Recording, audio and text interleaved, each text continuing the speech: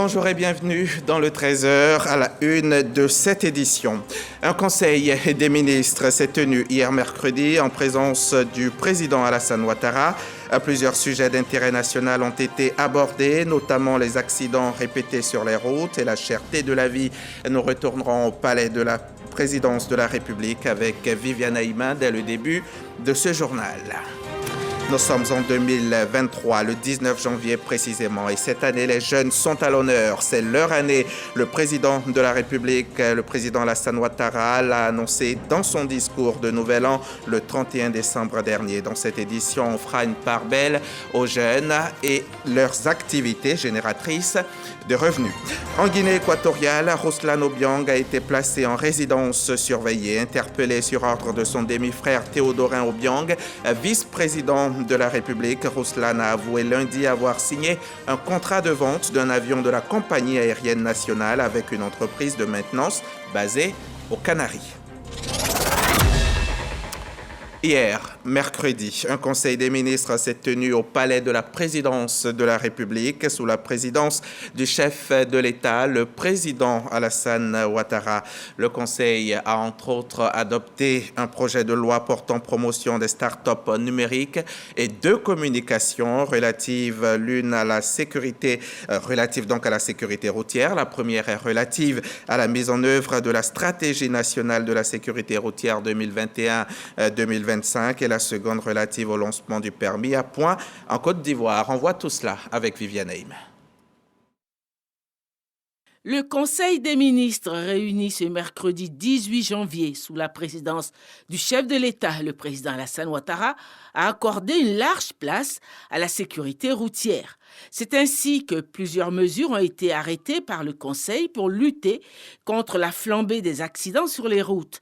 Ce sont autant des mesures de sensibilisation que des mesures de dissuasion, l'instauration d'un nouveau permis de conduire et le renforcement de la signalisation routière. Face à l'accroissement important du nombre des accidents de la circulation routière, estimé à 46 accidents par jour à fin 2022, et des drames qui en découlent, bien évidemment, notamment le dernier drame survenu le 5 janvier dernier, donc à Yamoussoukro, le Conseil a instruit le ministre des Transports et l'ensemble des ministres concernés à l'effet de prendre des mesures urgentes pour accélérer et renforcer la mise en œuvre de la stratégie nationale de sécurité routière en cours depuis 2021 dans ses volets sensibilisation et répression.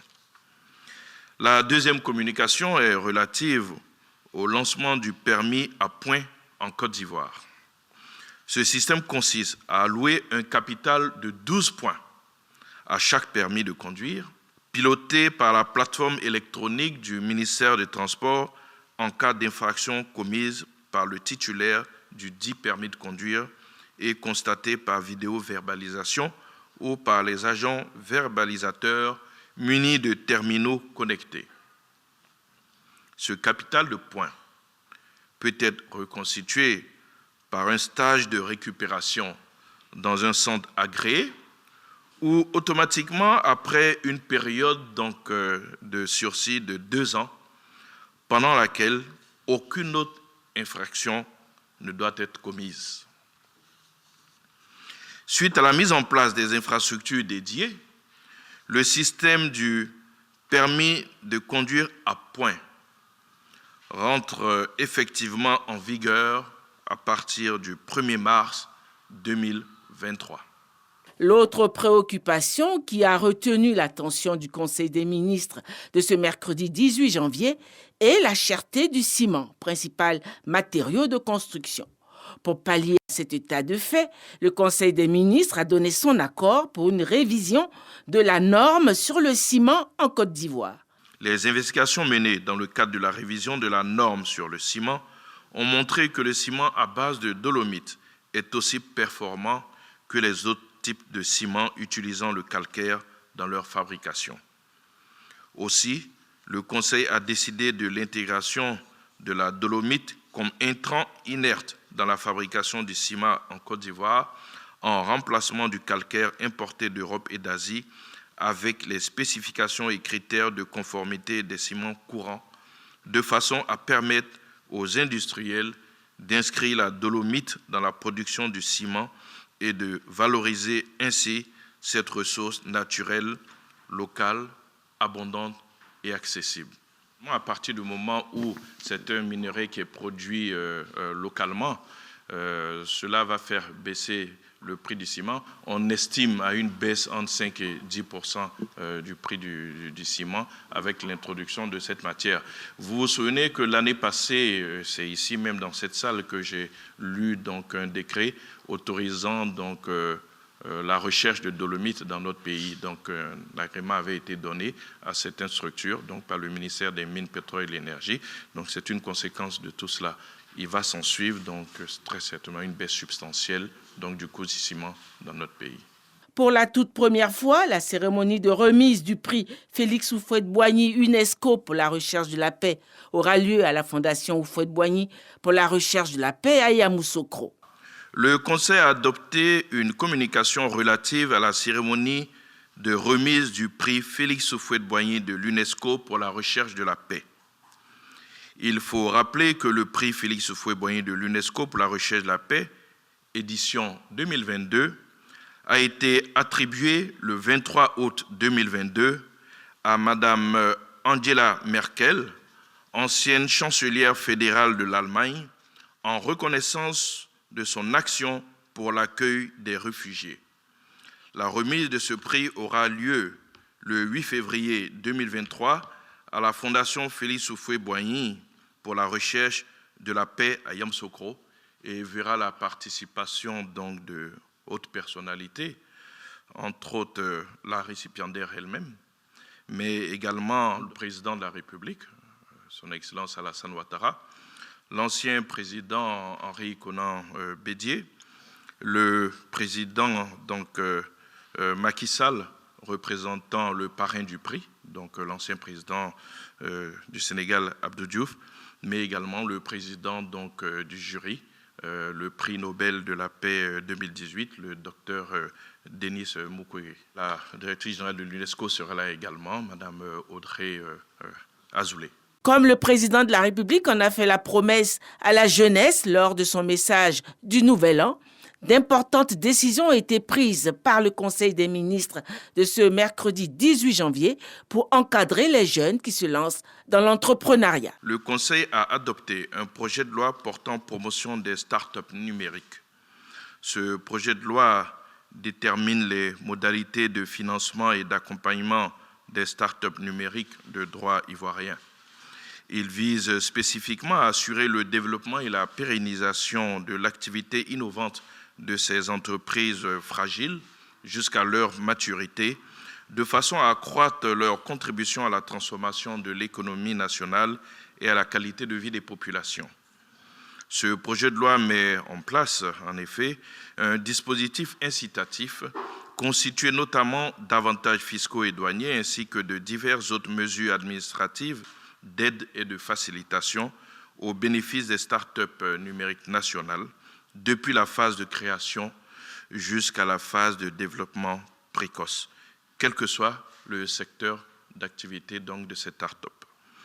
Il prévoit également la création d'un organe spécialisé, un comité, qui aura à charge l'enregistrement et la labellisation de ces start-up existant sur le territoire national en vue de les accompagner de façon efficace. L'adoption de ce projet de loi s'inscrit bien dans la vision que le chef de l'État a exprimée lors de son discours de Nouvel An, quand il a décrété cette année comme année de la jeunesse, avec justement l'incitation à la création des start-up, à leur encadrement, à leur développement et même donc la création d'incubateurs donc pour accompagner toutes ces start-up. Le prochain Conseil des ministres se tiendra le 1er février. C'était le compte-rendu du Conseil des ministres du mercredi 18 janvier avec notre grand reporter Viviane Haïma. Le vice-président, lui, a regagné Abidjan hier en fin d'après-midi. Tiemoko Melie Kone rentre d'Abu Dhabi aux Émirats Arabes Unis où il s'était rendu le 14 janvier dernier pour représenter le chef de l'État à la 15e édition de la Semaine de la durabilité.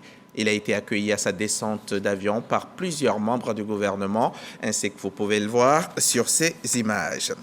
On en vient à cette deuxième session du dialogue bilatéral entre la Suisse et la Côte d'Ivoire. Deux partenaires commerciaux dont le volume des échanges est estimé à peu près 500 milliards de francs CFA. Ces discussions ont permis d'évoquer les différents axes de coopération entre les deux pays. Le reportage de Fred Oulaye dans un commentaire de Didier Nguessan. Le 26 juillet 1961, la Côte d'Ivoire et la Suisse officialisaient leurs relations diplomatiques. 62 ans après, les deux pays continuent à renforcer leur coopération. En témoigne le volume des échanges commerciaux, estimé à 500 milliards de francs CFA en 2021. Cette deuxième session du dialogue politique bilatéral traduit la ferme volonté des deux parties à renforcer leurs relations à travers 5 piliers. Les thématiques majeures au cours de ces discussions tourneront autour des points suivants. Il s'agit naturellement de la paix et de la sécurité, de même que la cohésion sociale. Il s'agit aussi de la création de richesses et d'emplois.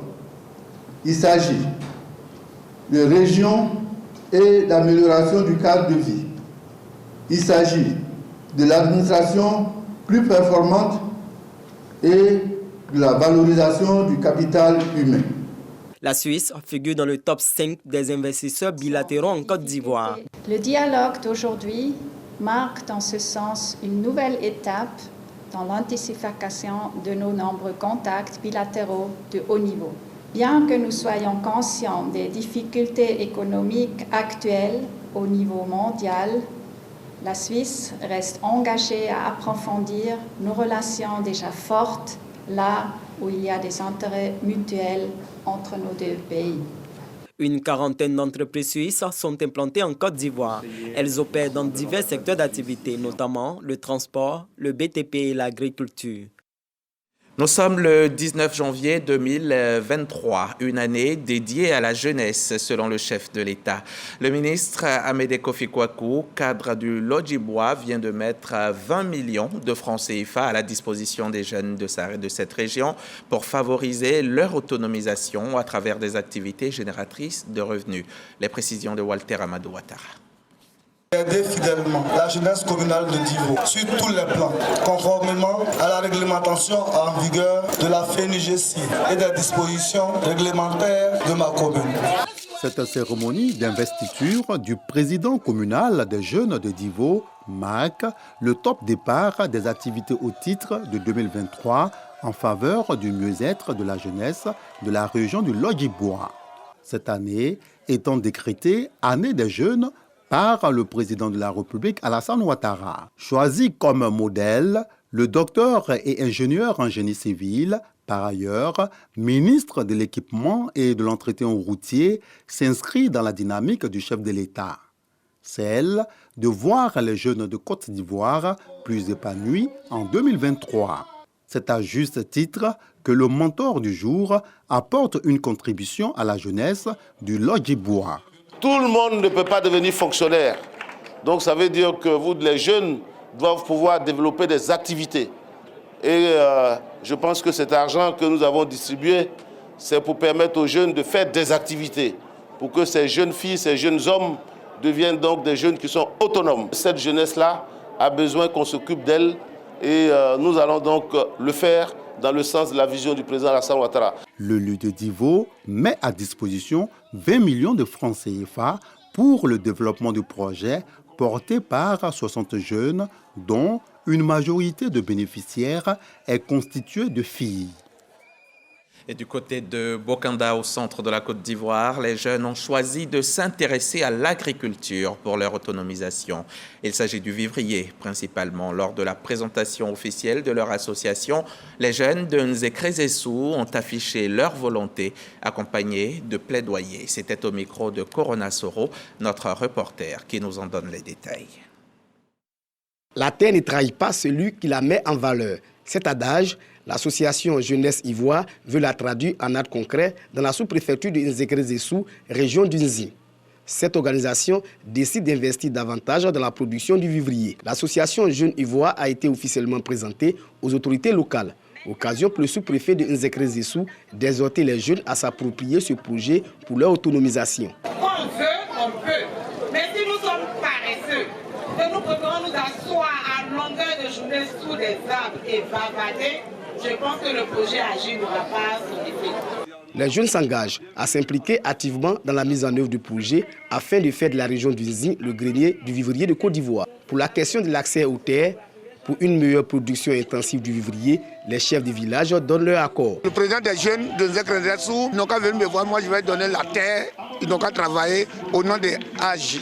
La présidente de l'association Jeunesse Ivoire salue la décision du président de la République, Alassane Ouattara, de faire de l'année 2023 l'année de la jeunesse. Nous qui nous battons auprès des autres amis, nous sommes vraiment contents que le président pense à la jeunesse cette année. Et c'est pour ça que j'appelle toute la jeunesse ivoirienne de se joindre à nous pour ce projet. L'association Jeunesse Ivoire a vu le jour en 2020 et travaille dans le domaine du vivrier. Après la sous-préfecture de Nzekre Zessou, l'association veut étendre ses activités à toute la région du Nzi. Eux ont choisi de travailler dans la production de miel. À Sakassou, région de Gbeke, plusieurs jeunes ont été formés en apiculture. À leur tour, ils formeront de nombreux autres jeunes. Ils ont été présentés cette semaine aux populations en présence des autorités locales et de Corona Soro. Son témoignage. Le département de Sakassou veut se positionner comme une zone productrice du miel en Côte d'Ivoire. Pour gagner ce pari, 30 jeunes sont formés à l'apiculture. Formation initiée par la députée de Sakassou en collaboration avec l'ONG suisse Eau et Miel. Lors d'un voyage à Genève, j'ai découvert une ONG qui faisait la promotion du miel en Afrique comme source de revenus qui permettrait justement de réduire la paupérisation de notre continent. Après échange avec eux, ils m'ont dit qu'ils avaient des représentants en Côte d'Ivoire. Nous sensibilisons la population ivoirienne à pouvoir adhérer massivement à cette activité qui est une activité génératrice de revenus. Cette formation pratique et théorique sur les techniques de production du miel est sanctionnée par des parchemins. Pour produire en quantité, les 30 jeunes apiculteurs décident de créer une coopérative. La coopérative simplifiée des producteurs de miel de Sakassou a été officiellement présentée aux autorités locales. Les jeunes formés sont exhortés à dupliquer ces savoirs acquis aux autres jeunes en vue de couvrir les 192 villages de Sakassou en apiculteurs modernes. Pour ceux qui désirent être apiculteurs comme nous, je leur lance l'appel d'être mobilisés car il y aura des séances de formation et je demande à tous et à toutes d'être vraiment disponibles pour participer à ces séances de formation. La région du Hambol est la plus grande zone de production du miel en Côte d'Ivoire. La production nationale du miel est estimée à environ 30 tonnes par an. La filière apicole reste encore artisanale dans le pays. On ouvre le chapitre santé de cette édition. Voilà 4 décennies que le VIH-Sida est parmi nous et plus de 40 millions de personnes sont décédées de suite de maladies liées au sida depuis le début de l'épidémie. L'ONG Akonda VSI se bat depuis 20 ans contre l'avancée de la maladie. L'organisation non gouvernementale vient de décider la mise en place de dispositifs efficaces pour le traitement des adolescents et personnes âgées atteintes du VIH-Sida. Les précisions de Wilfried Kwa et Jean-Marc Djedji. 20 ans de dur labeur et de prise en charge des malades et personnes atteintes du VIH-Sida. L'ONG Akonda s'est donné pour mission d'améliorer la prise en charge psychologique et physique de ces personnes vulnérables. Médecins et épidémiologistes, acteurs de la lutte contre le VIH-Sida, font le bilan des recherches sur ces adolescents infectés. Au départ, on a commencé avec 200, puis 400, puis 900. Ensuite, on s'est réparti entre Akonda, parce que ça faisait beaucoup. Donc on s'est réparti entre l'hôpital général de Yopougon, où c'est 500, je pense, 500, 600 enfants, et le CHU, où ils ont repris une partie des enfants. Donc on est de l'ordre de 600 enfants. À côté de ça, nous collaborons dans ce qu'on appelle ID, International Database pour évaluer AIDS, qui est une collaboration qui permet de mettre ensemble des données pour pouvoir résoudre des questions qu'on ne peut pas résoudre nous seuls. La présidente Thérèse Indriyouman et ses partenaires désirent étendre leur cible d'action pour une meilleure prise en charge des malades. À partir des projets de recherche sur le cotrimoxazole, nous avions à la fin de ce projet plus de 500 malades sur les bras. Nous avons pensé à leur avenir, comment continuer la prise en charge que nous avons commencé. C'est ainsi que l'idée nous est venue avec nos partenaires de Bordeaux de créer cette ONG qui pouvait capter d'autres finances au niveau international pour soutenir la prise en charge de nos malades. Après ces 20 ans, nous souhaitons devenir une ONG internationale. Nous souhaitons aussi participer au développement de la nation en dehors de la maladie. Plusieurs campagnes de sensibilisation dans les centres hospitaliers régionaux et hôpitaux locaux seront mises en œuvre à l'intérieur du pays afin de mettre fin au virus du VIH-Sida. Et la tuberculose représente la principale cause de mortalité chez les personnes vivant avec le VIH, responsable donc de plus d'un tiers de tous les décès dus au sida en 2015. Le VIH et la tuberculose forment donc une combinaison mortelle, chacun stimulant la progression de l'autre chez les patients infectés. L'Association des anciens malades de tuberculose et maladies respiratoires est au front contre la maladie avec campagne de sensibilisation et opérations de dépistage à leur agenda. Ce sont près de 400 enfants de l'orphelinat de garçons de Bingéville qui sont sensibilisés sur la tuberculose. Ils sont instruits par l'Association des anciens malades de la tuberculose et des maladies respiratoires de Côte d'Ivoire sur les symptômes de la maladie et les risques de contamination. Toutes les sensibilisations sont déjà orientées vers les grandes personnes. Nous avons remarqué qu'il n'y a vraiment pas de changement. On a décidé de venir en fait vers l'orphelinat pour aider déjà ces enfants-là qui souffrent déjà, j'ai envie de dire, d'une stigmatisation parce qu'ils sont orphelins, pour les rassurer. Une activité saluée par le Programme national de lutte contre la tuberculose, PNLT, qui s'est porté volontiers pour mener une séance de dépistage au sein de l'établissement. Un autre moyen de prévention contre la pathologie. Il faudrait étendre la lutte contre la tuberculose dans toutes les structures de prise en charge et informer la population sur l'existence encore de la tuberculose pour que dans les petites structures, dans les villages, la population sache que la tuberculose existe, qu'elle se rende dans nos structures ou dans les centres de santé pour se faire dépister. En Côte d'Ivoire, plus de 20 000 cas de tuberculose ont été détectés au cours de l'année 2022. Le ministère de la Santé, de l'Hygiène publique et de la couverture maladie universelle exhorte les populations à respecter les mesures d'hygiène pour contribuer à son éradication.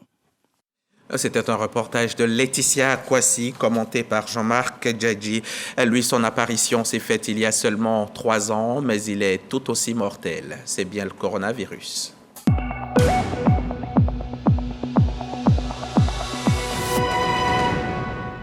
Ce coronavirus a fait à ce jour en Côte d'Ivoire 87 965 cas confirmés avec 833 décès.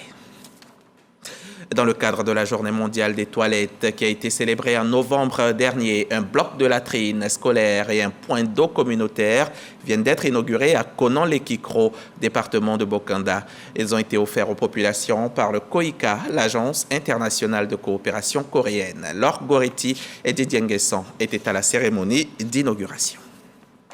Les populations de Konan-Lekikro, village du département de Bokanda, inaugurent un bloc de latrines scolaires et un point d'eau communautaire. Ces infrastructures offertes à l'école primaire publique et aux populations de Konan-Lekikro sont financées par le KOICA, l'agence de coopération de la Corée du Sud, en partenariat avec Habitat for Humanity Corée et celle de la Côte d'Ivoire, dans le cadre de la célébration de la Journée mondiale des toilettes 2022. Nous sommes heureux, nous, population de Konan-Lekikro et des villages voisins, d'accueillir l'ONG Habitat for Humanity Côte d'Ivoire. Merci d'avoir choisi notre village pour ce projet de construction de toilettes. Les élèves et les enseignants sont invités à prendre soin des sanitaires. Le bailleur vient donc pour faire le don, pour construire les infrastructures, mais il appartient aux communautés donc d'en prendre soin, notamment donc, en faisant donc des collectes, pour que lorsque des réparations donc, se présenteraient, il soit donc beaucoup plus aisé donc, de faire ces réparations. Nous sommes venus aujourd'hui dire aux populations que la latrinisation doit être une réalité pour pouvoir se prémunir de beaucoup de maux qui empêchent nos populations de vaquer sereinement à leur occupation. Le projet est à sa 2e édition. Ce sont 6 forages et 6 blocs de latrines scolaires qui ont été construits dans les villages des régions du Nzi et du Bélier. Ils facilitent l'accès à l'eau, à l'hygiène et à l'assainissement afin d'améliorer les conditions de vie des populations vulnérables. Cette année, les actions sont accentuées sur le traitement des éléments qui améliorent la nutrition et la gestion des ressources en eau rare. Même en temps normal, les personnes qui vivent avec un handicap ont un accès moindre que quiconque aux soins de santé, à l'éducation, à l'emploi ou à la vie sociale. La Journée mondiale du braille est célébrée depuis 2019 pour souligner l'importance du braille dans la pleine réalisation des droits fondamentaux des personnes aveugles et malvoyantes. L'ONG Voir des doigts vient d'organiser la 2e édition de sa journée commémorative du braille. C'était à Yopougon, à l'Institut pour la promotion des aveugles. William Skakou, Franck Quadio, Arnaud Kofi et Joël Gomez. Tablette en main, lire et écrire, c'est désormais possible pour Aminata, élève malvoyante en classe de CM1 à l'Institut national ivoirien pour la promotion des aveugles de Yopougon grâce au braille.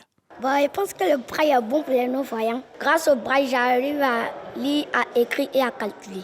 Un outil didactique qui participe pleinement à l'apprentissage scolaire des personnes en situation de handicap visuel. Le braille, c'est l'outil fondamental. Disons, la base même, c'est ça. Sans le braille, il n'y a pas d'éducation pour un non-voyant.